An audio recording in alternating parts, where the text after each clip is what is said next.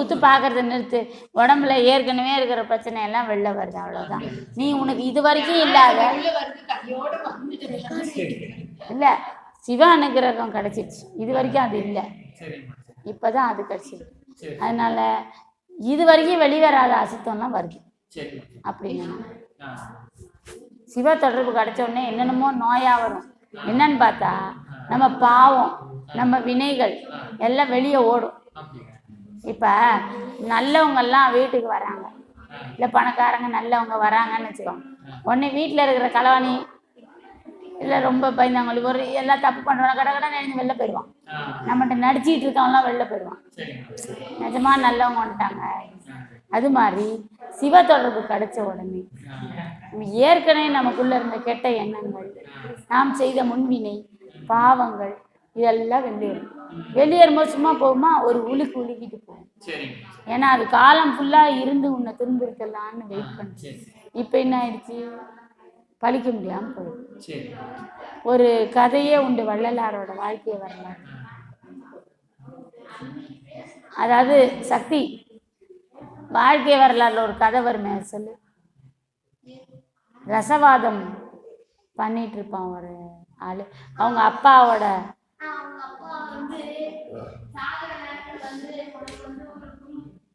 உனக்கு ஒரு குரு முக்காடு போட்டுட்டு வருவாரு.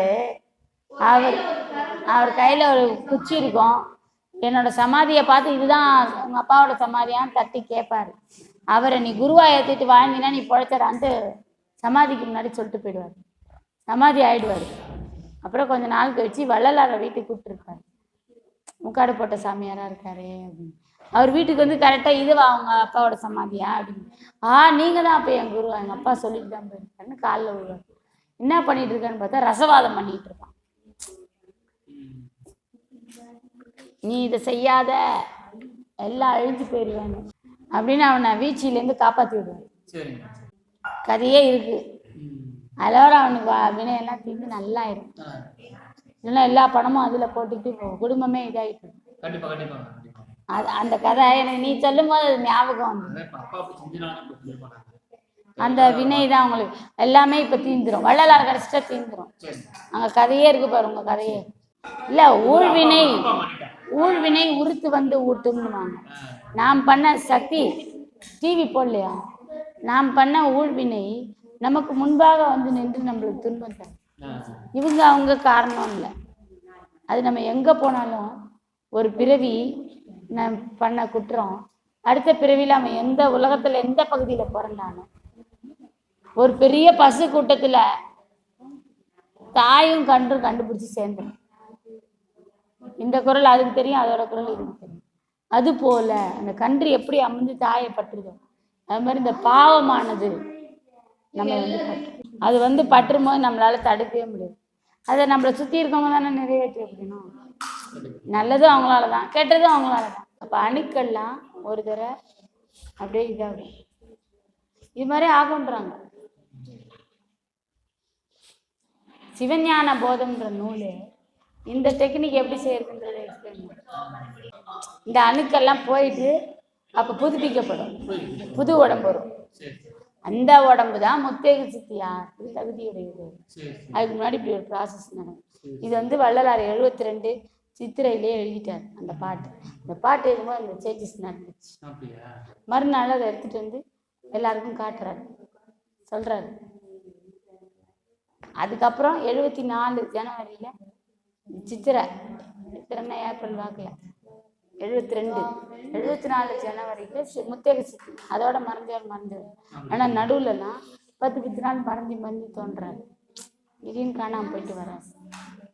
இப்போ அவளுக்கு பார்த்தனே உள்ள உடம்பெல்லாம் இப்போ மரம் பார்த்தால அது மாதிரி தேகம் தெரியும். இந்த மாதிரி ஆகும்போது தான் வாடிய பயிரை கண்ட போது எல்லாம் வாடினேன் எல்லாமே உள்ள என்ன ஆகுதுன்னு தெரியும். அப்போ ஒரு மனுஷன் பசியில் இருக்கிறதும் ஒரு செடி தண்ணி இல்லாமல் காஞ்சிருக்கிறதும் உள்ள ஒரே மாதிரி மாற்றங்கள் அவர் பார்க்குறாரு. உடனே எழுதுறாரு, வாடிய பயிரும் பசியினால் எடுத்த மண்ணு ஒன்றா தெரியுதாங்க கருணையால். இதே துன்பம் தானே அதுக்கும் இருக்கு. ஆன்ம நிலையில் எல்லாம் ஒன்று தானே. அதுக்கப்புறம் எந்த உயிரையும் அவர் எப்படி மதிப்பார்? தண்ணி ஊற்றினோடனே இதுவும் தழிக்கும், உள்ள எல்லாம் நல்லா இருக்கும். சாப்பாடு கொடுத்தோடனே அவனும் எல்லாம் உள்ள நல்லா அப்போ என்ன நினைப்பாரு? ஒரே மாதிரி துன்பம் தானே.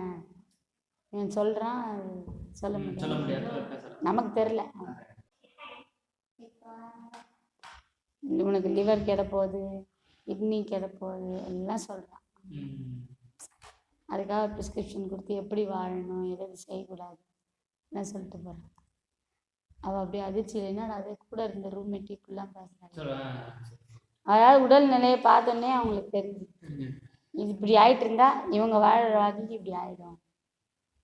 அவனை உடற்குழுல படித்தா உடற்குழு படிக்கணும்னு இல்லை.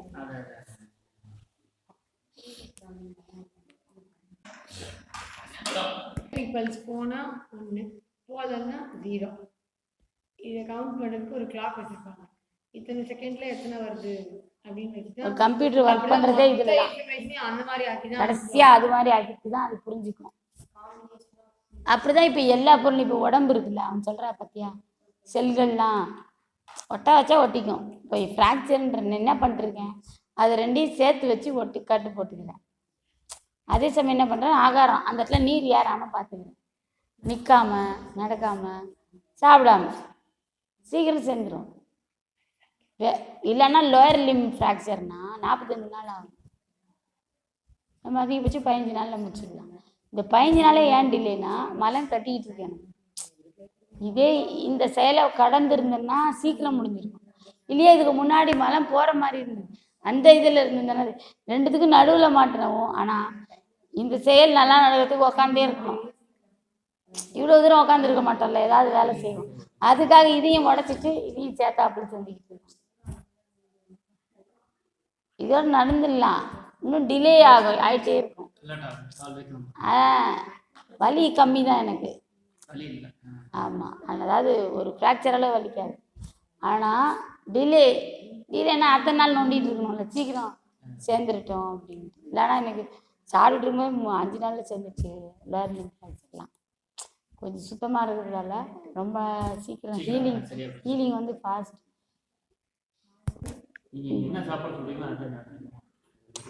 அருட்பெருஞ்சோதி தான் சொல்லணும் இங்கே மெயின். சாப்பாடு இதெல்லாம் சிவனை பிடிச்சின்னா டக்குன்னு வேலை முடியும். இப்போ இங்கே இருந்தல்ல பாரு மாட்டோம்.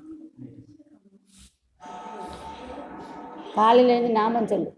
இங்கே வந்து ஜோதியை பார்த்துட்டு பாரு கண்ட்ரோல் பண்ணுறா. அவங்க என்ன பேசிக்கிறாங்க, இன்ஸ்ட்ரக்ஷன் போகுதுன்னு தெரிஞ்சுக்கிறான். இப்போ பேசவே இல்லை. அவள் பேசாமலே அவள் என்னத்தை அவனுக்கு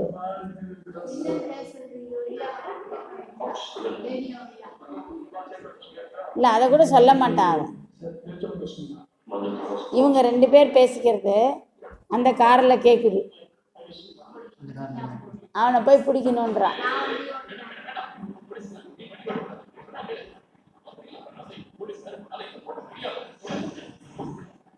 அவன் நினைக்கிறது நடக்குது. கடைசியில் 80% வேலை செஞ்சா. சும்மா பர்சன்ட் சொல்கிறான். இல்லை இதெல்லாம் வச்சு தான் அவர் அந்த இது எழுதியிருக்கணும். செகண்ட் வால்யூம் பேரின்ப லாபம் தன் அனுபவத்தை தான் எழுதியிருக்காரு. அவர் சொல்ல இல்லை இப்போ எங்கெங்கே எல்லா ஊருக்கும் போவா. அவள் இருக்கிறது அந்த ரூமில் ஆன்மா சூட்சும சரீரம் எல்லா இடத்துக்கும் போய்ப்பாரு. இல்லை உடம்பு வந்து ஞான தேகம் ஆயிடுச்சுன்னா உடம்போடையே ட்ராவல் பண்ண. அதான் சுவர் மலையெல்லாம் தடை கிடையாது. அந்த சேரோடையே போகிறா பாருங்க. அவள் உட்காந்துருச்சு, ஆனால் அந்த இடத்துல இருக்கா. அது மலை அந்த இது கீழே தண்ணி. அவள் எங்கே இருக்கா இப்போ? உயரத்தில் இருக்கா. பின்னாடி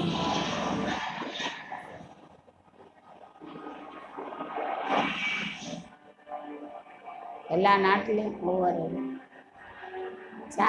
சேரும் சேர்ந்து முக்தி மோட்சம். இப்போ பாருப்பா 2 பக்கமும் தள்ளுவாப்பா. ஃபியூச்சரும் போவா, பாஸ்டும் போவா. இது பண்ணுறாளா ஃபியூச்சர், இது பாஸ்ட்.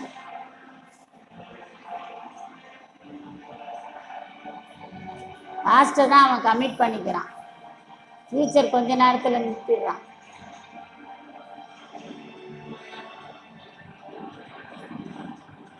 பழைய காலத்துக்கு போயிடுச்சு. லண்டன்ல பழைய காலத்து வண்டியெல்லாம் அவன் நினைச்சா பழைய காலத்துக்கு போறான். செல்போன்ல இப்படி காட்டுறோம்ல, அது மாதிரி தான். இன்னும் பழைய காலம்.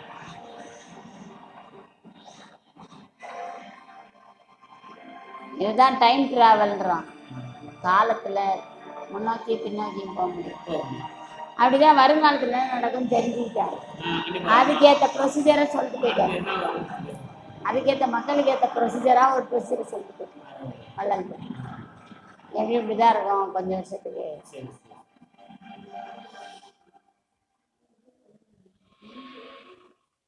டைனோசர்லாம் வரும். இவனுக்கு கற்பனையில கொஞ்சம் சேர்த்துடுறாங்க. அதாவது என்னன்னா அது வந்து இவளை பார்க்கும் தாக்க வரும்ன்ற மாதிரி அதோட கண்ணு ஆனா இவ மறைஞ்சிடலாம். முதல் தோன்றிய மனித குரங்கு, அது பேர் லூசின்னு வச்சிருக்கானுங்க.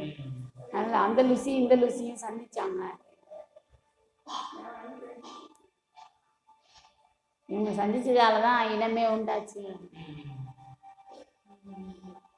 இப்போ காலம் வேற இல்லை, இவங்க 2 பேரும் வசிக்கிற காலம். அந்த காலம் மீட் பண்ண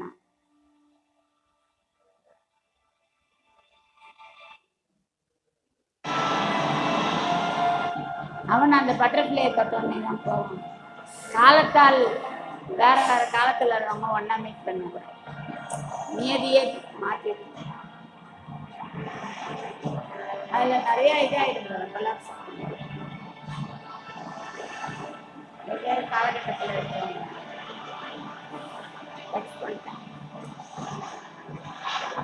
எல்லாத்துலயும் அப்படிதான் சான்ஸே இல்லை.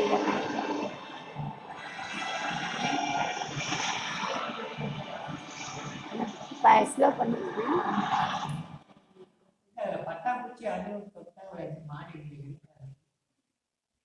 அதான்ப்பா காலம் வேற வேற காலம். வெவ்வேறு இதில் இருக்கிறவங்க மீட் பண்ணிட்டா, டச் பண்ணிட்டா இப்படி காட்டுறான்.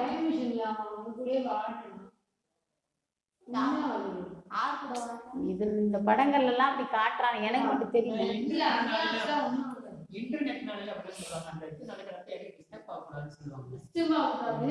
இவன் தொட்டாலே இப்படி காட்டுறானே. இல்ல இல்ல இவன்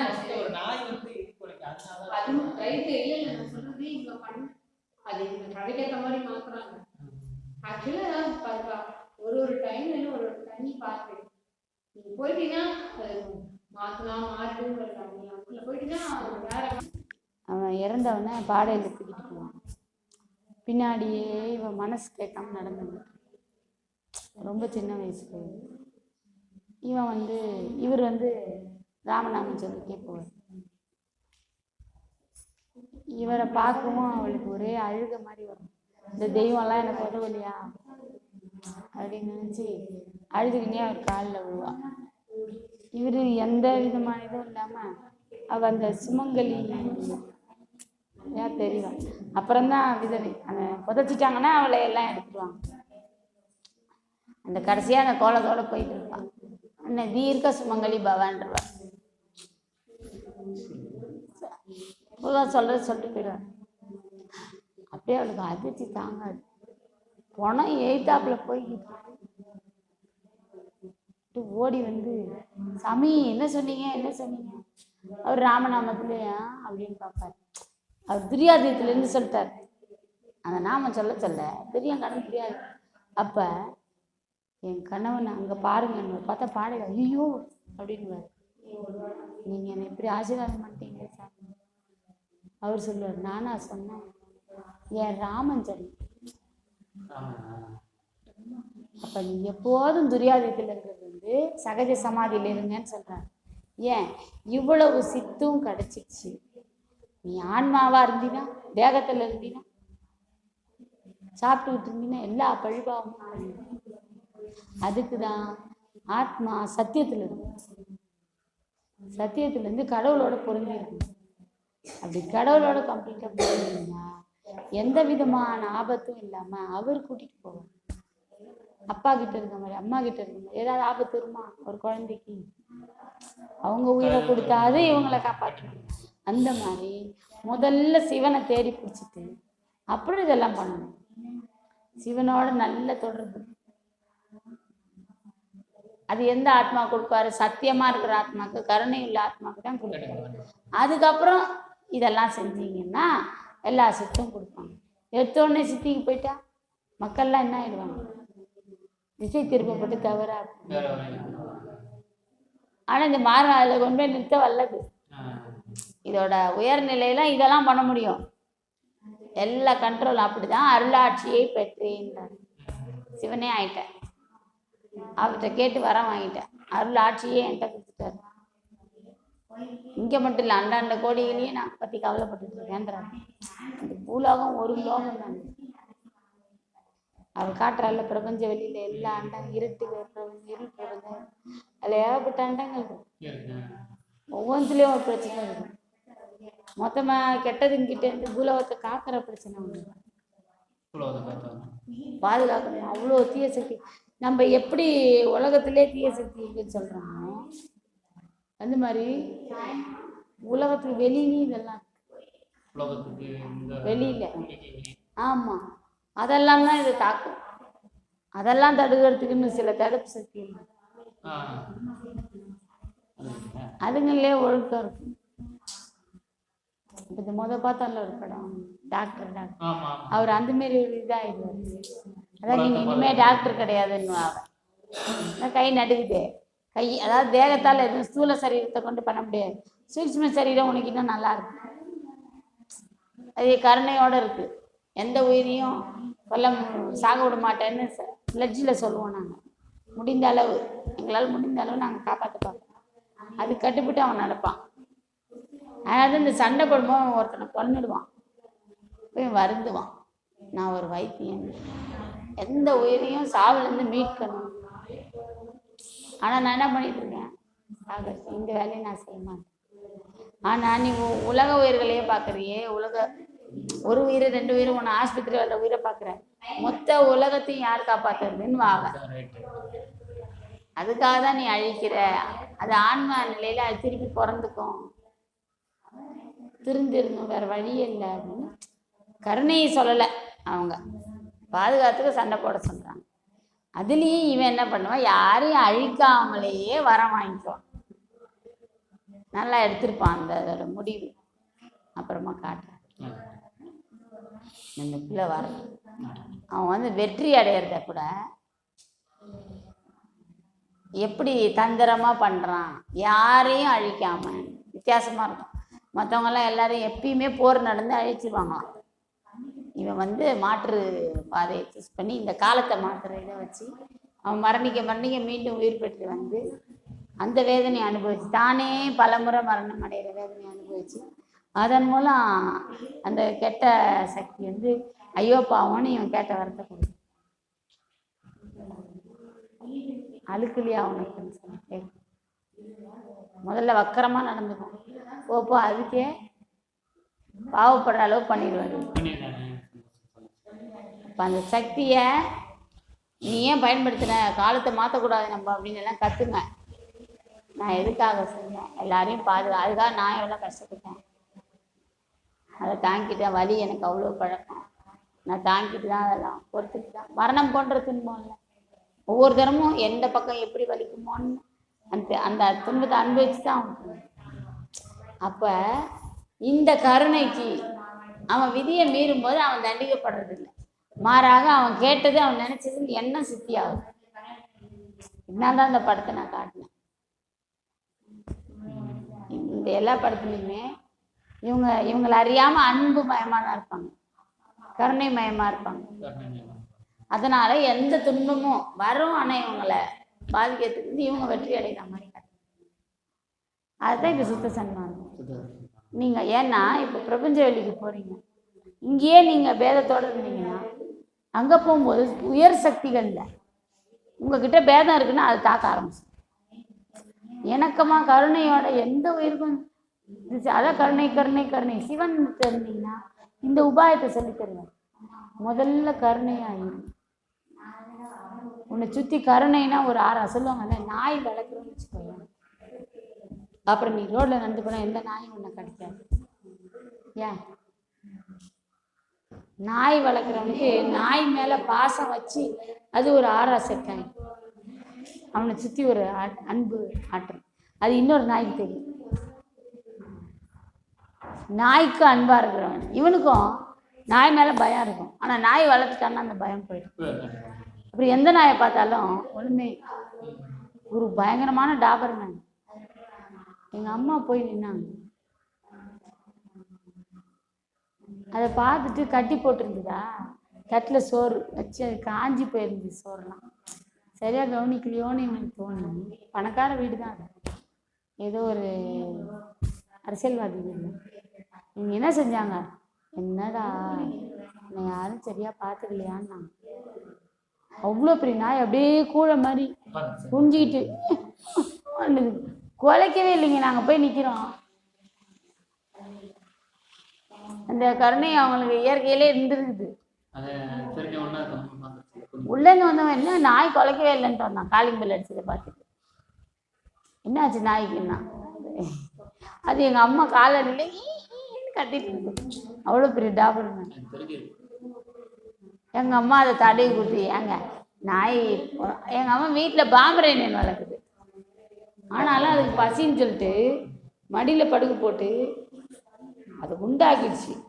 தோசை, பால், இட்லி 3 தோசை தடியாக ஊற்றி விட்டுரும். இட்லி ஊற்றி விட்டுரும். அதான் எங்கள் அம்மா அட்டாக் வந்து ஆஸ்பத்திரி போனாங்க. நாய் இழத்துச்சு. அப்போ தான் ஓடவே ஆரம்பிச்சு. எங்கள் தம்பி சொன்னான், நாய் என்ன மாதிரி நாய் குண்டாக்கிட்டியம்மா ஊட்டி. அது எதுக்கு சொல்கிறேன்னா, இவங்க கருணையில் அது இயல்பாகவே இருந்தது. ஒரு வீட்டில் இருப்போம் சின்ன வயசில், காக்கா, அந்த புறா, குரங்கு டயத்துக்கு வருவோங்க. நீங்கள் சோறு வச்சு வரிசையா நில்லு வடை கொடுப்பாங்க குரங்குக்கு. அந்த மாதிரி வந்து வாங்கினா தரமாட்டாங்க. அது மாதிரி பண்ணி அதையும் ஒன்று வாங்கிட்டு அடுத்த இதில் அப்படி வாங்கிட்டு போவாங்க. எங்களுக்கு சிரிப்பாக தான் வரும். இருந்தாலும் அந்த மிருகங்களோட அவங்களுக்கு எப்பயுமே ஒரு, அவங்க வீட்டில் முயல், ஆடு, கோழி எல்லாம் வளர்க்குது. நல்லா இருக்கும் இந்த மிருகங்களோட, மாடு எல்லாம் வச்சுருக்காங்க. அதனால அவங்களுக்கு எந்த மிருகத்துக்கிட்டேயும் அவங்களுக்கு பேதம் இருக்காது. சாதாரண டொமஸ்டிக் அனிமல்ஸ், நான் சிங்கம் புலிலாம் பார்க்கல.